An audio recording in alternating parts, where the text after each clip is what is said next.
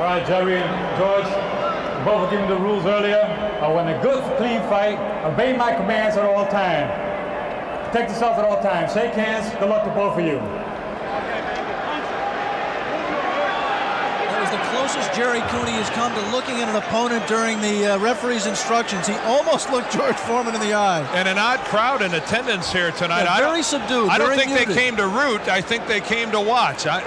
I'm sure they'll get behind whoever the aggressor is in the beginning, and here we go.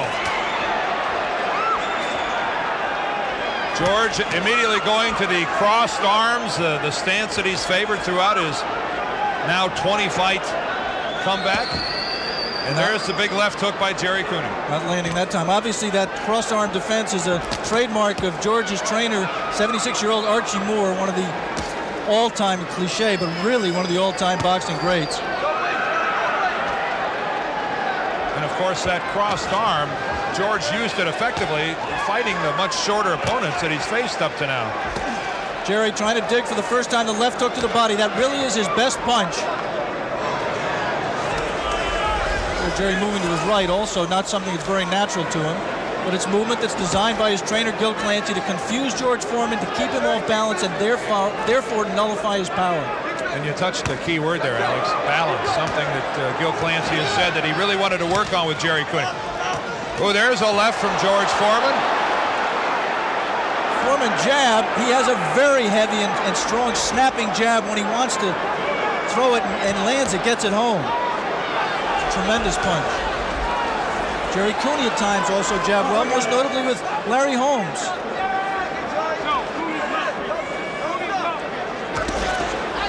Good left to the body by Cooney, and then he came upstairs and... Mouthpiece is out. We're going to replace the mouthpiece. George Foreman doesn't know what it is yet. Gil Clancy puts Gerry's mouthpiece in. Lost it about 20 seconds ago. And George said, I'm not going to waste the energy walking all the way over to that corner. That replacing the mouthpiece, a new rule. Ordinarily, the fighter would have to fight without the mouthpiece for the remainder of the round. Well, there's that jab of Foreman again getting in. George, we have to say right here, and not just in contrast to Gerry Cooney, George is a little bit quicker than he has been in his 19 fights of his comeback. That wild amateurist Foreman right to the body. He threw that punch when he was a world champion.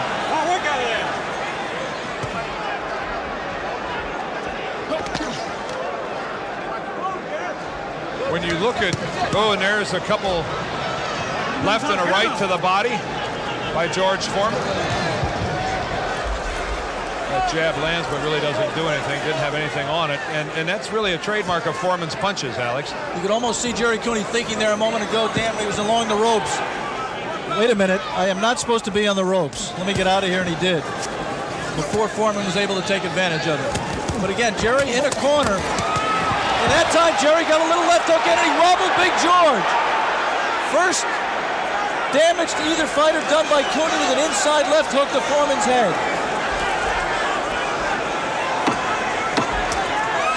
Final 10 seconds of the first round. There was a big right to the ribs by George. And they made it around. George, as he has done throughout his entire comeback, eschewing a stool in the corner, standing the entire 60 seconds. George says it's so boring to sit down. Well, George has appeared to be bored through these past 19 prior fights. Not in this one. There's a good left counter by Cooney. He came in here with a much more serious look than he's had in any of his previous 19 fights of his comeback. And he better be serious because he's got millions and millions of dollars at stake here. Well, they both do. But George didn't need this fight to fight Tyson. He was going to get that Tyson fight, amazingly enough. He was going to get it anyway. He's risking everything. Well, there's a good right lead by George Foreman. It doesn't do a whole lot, but it definitely scores. Ooh. Oh, and another right by Foreman. And Gerry Cooney has his left hanging a little low. There he gets it back up. George putting pressure on Cooney, backing him around the ring just by walking in. Gerry so far has not chosen to stand his ground and trade punches. He's been fighting in spurts. There, standing his ground, punching, and then trying to move out of the way. Obviously, and there is the big roundhouse left, the trademark punch of George Foreman. Ooh, and that blow by Cooney went undetected by Joe Cortez. Good inside uppercut by Foreman. Oh, and look at the left, come up and slice it one. And Gerry Cooney's in big trouble. He's ready to go. And there he goes. 2, 3, 4. And he is badly hurt. Same position he was in round 5 against Spinks. A clubbing right hand by Foreman.